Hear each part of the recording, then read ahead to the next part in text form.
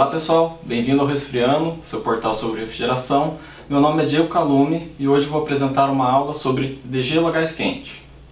Conforme apresentado na aula 11 sobre evaporadores, a umidade presente dentro da câmara tende a se aglomerar na região mais fria dela, que no caso é a própria serpentina do evaporador.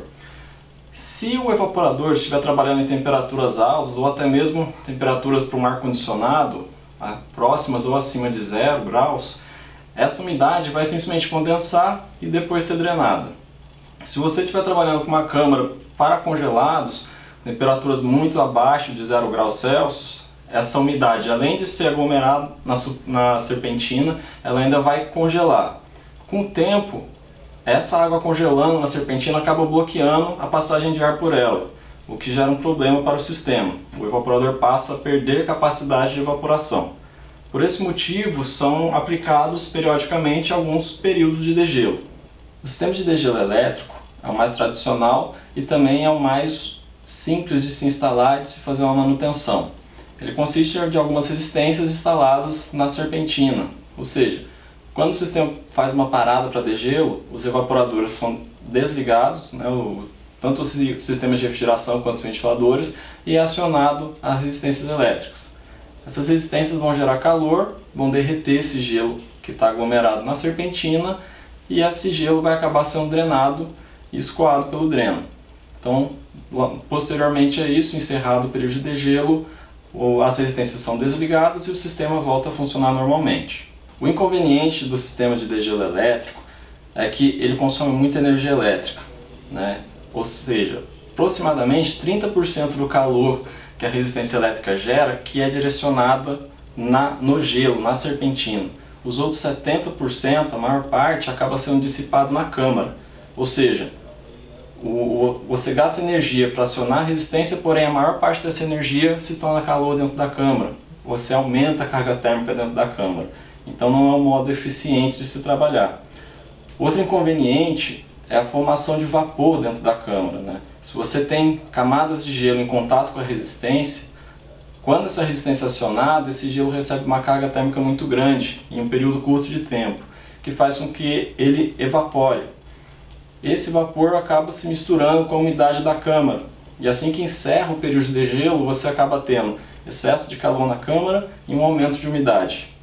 Ou seja, o seu sistema vai ter que retrabalhar para remover esse calor e provavelmente essa umidade vai se aglomerar de novo na serpentina, sendo necessário mais um período de degelo. Um sistema muito mais eficiente, porém não tão usado quanto o degelo elétrico, é o degelo a gás quente. Qual que é a ideia? Você passa o vapor superaquecido que é descarregado do compressor dentro da serpentina, dentro da tubulação da serpentina. Faz com que o calor vá de dentro para fora dela. Isso te dá uma eficiência muito grande, porque 70% do calor radiado dentro dessa serpentina vai diretamente para o gelo. Então você só tem uma perda de 30%, diferente do degelo elétrico, que você tem uma perda de 70%.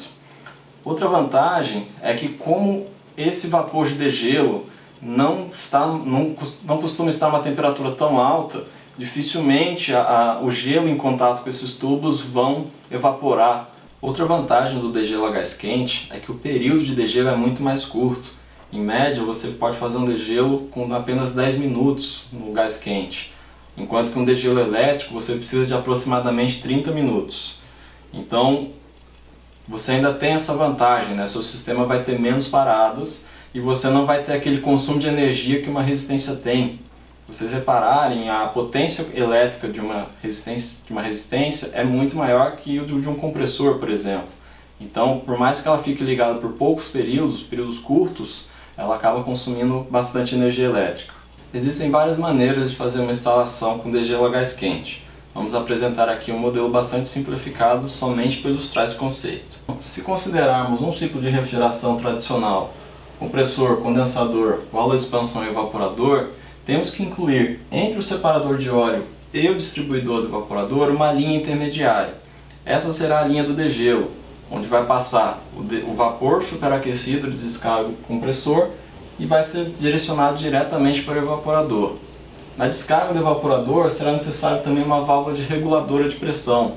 Isso para que o vapor que está em pressão alta caia para aquele nível de pressão de evaporação antes de retornar para o compressor. O distribuidor do evaporador também precisa ser adaptado. No caso, ele vai precisar de um orifício na sua lateral para receber essa descarga de vapor quente, né? Então, durante o ciclo tradicional, ele recebe o fluido diretamente da válvula de expansão pelo caminho tradicional, né? Uma mistura saturada, líquido mais vapor.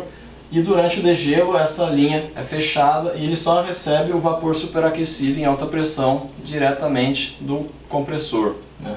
Então, o gás que é direcionado para as linhas do evaporador passou a ser o próprio vapor superaquecido em alta temperatura e alta pressão.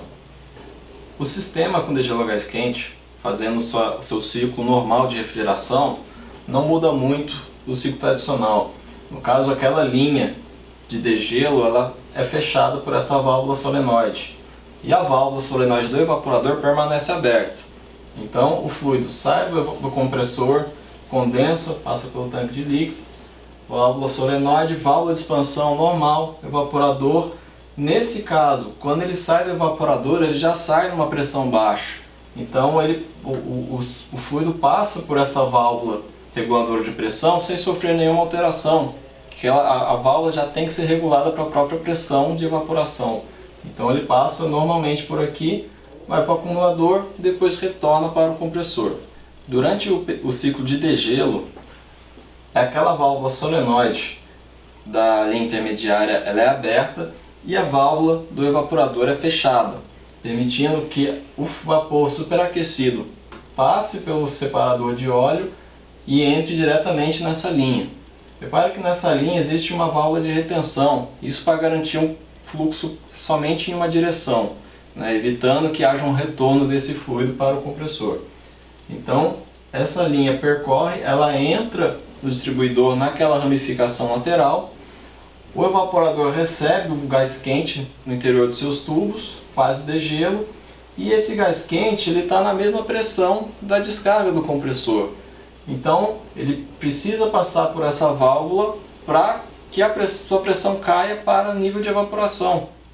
Senão você tem um problema de retornar um vapor muito pressurizado de volta para o compressor. Então nessa etapa aqui ele cai a pressão, passa pelo acumulador e depois retorna para o compressor, finalizando o ciclo de degelo. Em alguns casos não é necessário o uso do separador de óleo. Nesses casos essa ramificação é diretamente a partir da descarga do compressor. Quando você tem um separador, o ideal é que essa ramificação seja posterior ao separador de óleo. Bom pessoal, essa foi a aula 15 sobre degelo a gás quente. Espero que tenham gostado. Caso queiram assistir outras aulas, clique aqui para assistir a aula 12 sobre condensadores, aqui para assistir a aula 13 sobre dispositivos de expansão e a aula 14 sobre entalpia. Espero que tenham gostado e obrigado!